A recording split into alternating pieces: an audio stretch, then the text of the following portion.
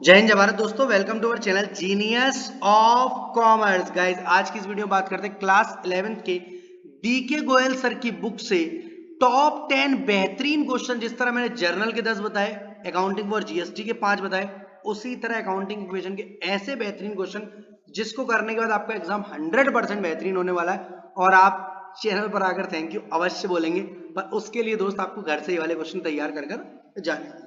Illustration number 4 से दोस्त शुरुआत करते हैं। सर, इलस्ट्रेशन करना अवश्य है क्या? बहुत जरूरी है दोस्त। इलस्ट्रेशन से आप देखते हो, फॉर्मेट सीखते हो, कोई आपसे गलतियां होती हैं वो समझते हो, आपको प्रेजेंटेशन अच्छी आ जाती है।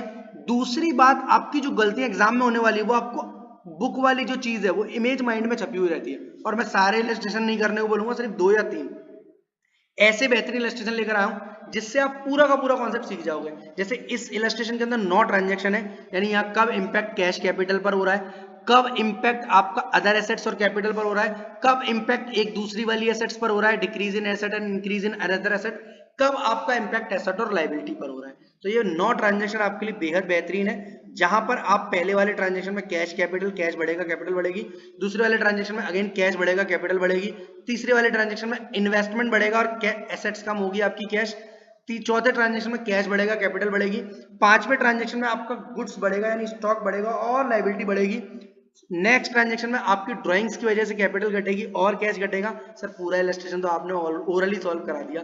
इसके अलावा बताऊं, अगर इससे रिलेटेड कोई दिक्कत आती है तो व्हाट्सएप नंबर मेरा यहाँ आपके लिए मौजूद है, हर वीडियो में आपको देता हूं मैं। और ये सारे क्वेश्चन प्रैक्टिकल क्वेश्चन, इलस्ट्रेशन तो मैंने सॉल्व नहीं करा, प्रैक्टिकल क्वेश्चन आपको अपने इसी प्यारे से चैनल जीनियस ऑफ कॉमर्स पर सॉल्व कराएं, डिटेल एक्सप्लेनेशन के साथ, ऐसे कराएं कि आप किसी को पढ़ा लोगे। इलस्ट्रेशन के बाद 17 इलस्ट्रेशन आपको और करना है, या अगेन 9 इलस्ट्रेशन है, या गुड्स परचेज से रिलेटेड और सोल्ड से रिलेटेड कुछ ज्यादा ही कहानी दी है जो मैंने आपको यहाँ पर करवा दी है। 2 इलस्ट्रेशन करने के बाद सीधे आप प्रैक्टिकल क्वेश्चन नंबर 2 पर जाएंगे, जहां पर 2 का ए पार्ट है और एक 2 का बी पार्ट है। 2 के ए पार्ट में 9 आपके ट्रांजेक्शन है, सेम वैसे ही है जो इलस्ट्रेशन में। आपको सिंपल ख्याल रखना, अगर कोई भी चीज एक्सपेंसेस है, इनकम है या फिर ड्राइंग्स है, तो दोस्त आपके सिंपली वो कैपिटल से माइनस होनी है, इनकम प्लस होती है, कैपिटल बढ़ती है इसकी वजह से। साथ के साथ वो कैश या बैंक में से भी माइनस हो जाएगी अगर वो पे हो रही है तो। अगर पे नहीं हो रही है तो लायबिलिटी क्रिएट करेगी या एसेट क्रिएट करेगी। ये आपको मैंने अकाउंटिंग इक्वेशन चैप्टर पढ़ाते समय सिखाया था। इसके अलावा अगर कोई एसेट आ रही है तो एसेट बढ़ जाएगी और दूसरी एसेट कम हो जाएगी। देन 2 के बी में जो ट्रांजेक्शन आपके 2 में ए में नहीं थे, कुछ ट्रांजेक्शन 2 के बी में है, तो आपको इसको भी अवश्य कर जाना चाहिए। चाहे तो आप 2 में से कोई एक भी कर जा सकते हैं तो भी काम चल जाएगा।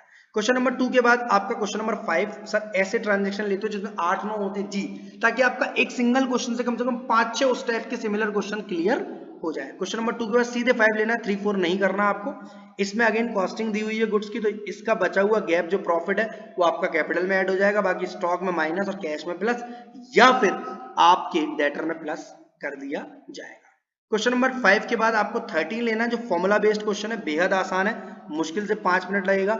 इसमें एक फॉर्मूला लगेगा एसेट माइनस लायबिलिटी, जिससे कैपिटल निकालेंगे। Then closing capital equals to opening capital plus additional capital minus drawings plus profit minus loss वाला फॉर्मूला लगाकर आप प्रॉफिट निकाल सकते हैं। क्वेश्चन नंबर 18, कभी कभी टीचर्स क्या होता है स्कूल के टी शेप्ड दे देते हैं बच्चों को, ताकि बच्चे कंफ्यूज हो जाए और एग्जाम में छोड़े हैं। या कुछ नहीं करना, मशीनरी अकाउंट बनाना है। जो भी मशीनरी नहीं खरीदोगे वो डेबिट साइड आएगी, जो भी बेचोगे डिस्ट्रॉय हो जाएगी, डिस्कार्ड हो जाएगी, वो क्रेडिट साइड चली जाएगी।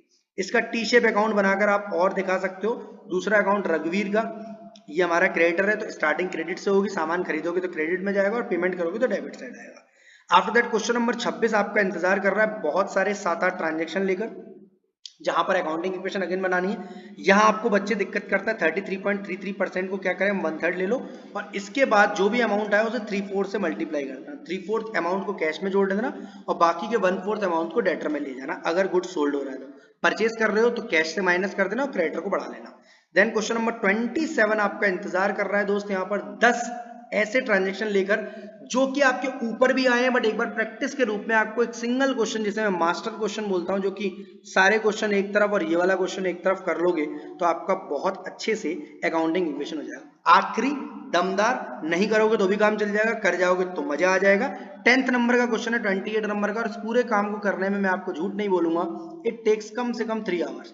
कोई भी एक सैटरडे, कोई भी एक संडे ले लो जिस दिन आपको कोई होमवर्क ना हो, बट आप ऐसा अकाउंटिंग इक्वेशन सीख जाओगे कि आप किसी को पढ़ा लोगे, आप तो पढ़ना छोड़ो।